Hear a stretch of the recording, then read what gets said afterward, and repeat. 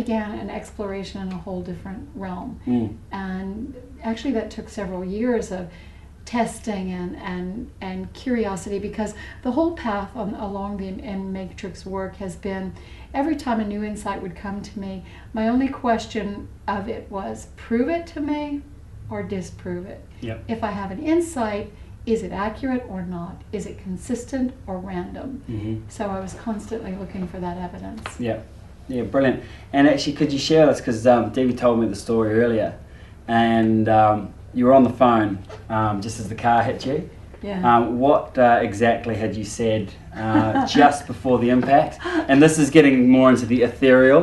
We're going to We're going to talk about some of the science behind this, but this is. It was really funny because I was actually on the phone with someone who'd been referred to me by a number of people, and she was actually.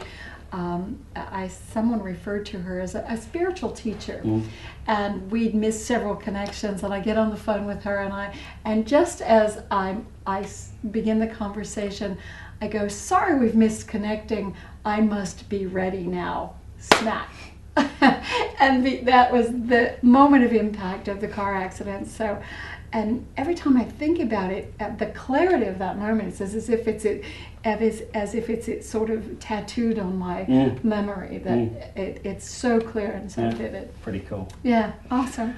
So Debbie, can you define the problem as it is that needs to be solved for so many people? Yeah, the problem is we need to dispel the lie. The lie is that our emotions are inappropriate, that they're wrong, that they're destructive, that they are the path of our decline rather than a resource for our guidance. Yeah. And with that lie comes the perception that we are flawed, we are broken. There's something wrong with us that needs to be fixed. And the beautiful thing about the matrix work, the emMatrix work, is it proves 1,000 times over. I mean, 10 years of testing and proving time and time again that we are not flawed, we are not broken, we are absolutely perfect in our creation. That's a pretty cool thing to actually, when you go through the course, to get that knowing. That's a pretty cool feeling. So how does the emMatrix solve that problem then? Well, it's so simple. It's almost absurd. But there are some fundamentals that really underpin that. Sure. The first of which is that no emotion is negative. And that is not to say that emotions are not painful. Yeah. There are many emotions that are devastatingly painful, but they are not negative in their intent. Yeah. Always designed to serve and move us toward our highest good, our immediate need as a living organism in that moment. And so it works by, first of all, accepting that as a truth, and then going in to an experience of getting the information behind it. It's as if every emotion has a code, and it's expanding your emotional intelligence, that there's coded information in all emotional experience. And all pain has an emotional component, all belief has an emotional component, all language patterns have an emotional component. So it allows us to go in and explore every single one of those and extract the code and apply it in our lives and release the pattern. Because the beautiful thing is, once its job is done, it's gone. That's it. It's that simple. That's the amazing thing, and I experienced that, and everyone at this course did as well, that it's just like, it's effortless. It's effortless. And I'll just say also that the actual process, you do go and explore the emotion, but you don't actually have to experience it. You don't have to go in and experience the pain. All you have to do is go in so you don't experience the pain of the emotion. So it might be something that's incredibly painful, but you just go in, you take the message from it, and it goes. Right. And what's left is space that's just you fill up with the truth. It's amazing, and it does sound, some of it does sound ethereal, but it's practical as well. Like, since our session, I've applied it in my business, and it's just, I've got phenomenal results. It's very cool. Well, you know, the whole concept behind it is because I'm really very pragmatic. You know, I certainly believe in a lot of spiritual potential and you know, the energy of creation.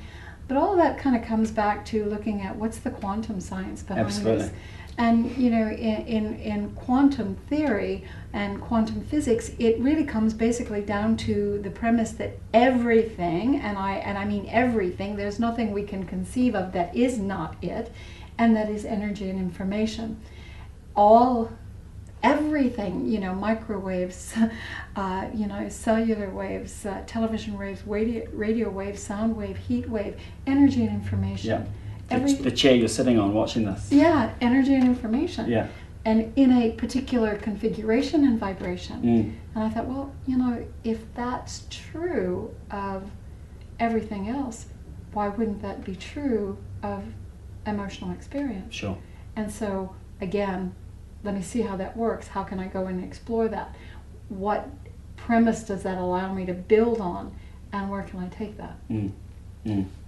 So, I mean, it is grounded in hard science. That's the great thing. If you really look to core science, I mean, going deep into the foundation of everything, then you can certainly see, you can make correlation after correlation after correlation. Yeah. Awesome. So, why don't you tell us, you know, what is the process and how someone gets taken through the emMatrix process? Well, you know, again, this is, you know, kind of a number of years of refinement, a very specific dialogue, you know, that has been tested probably, you know, over 1,000 times. You know, the right language patterns, the right process, but essentially there's 3 chunks. It's that simple. There's the preparation, and that's preparing yourself to go through the process. And if you're working with someone to facilitate, to prepare them. And so, and there's just a couple of components to that in becoming ready and present, creating a rapport, making sure that you respect the emotion. There is nothing flawed in that emotion. And also to respect the individual's experience. Sure. To never negate or challenge or refute it in any way, because whatever someone feels is real for them, sure, regardless of someone else's perception of it. And so creating that within the preparation stage. And in that, the final step of preparation is to recognize what are the stress patterns. You know, is it overwhelm? Is it worry? Is it depression? Is it anxiety? Is it sadness? Is it frustration? You know, is it procrastination? We want to recognize what is the stress pattern they're dealing with. The second part of the formula is to go through the process itself.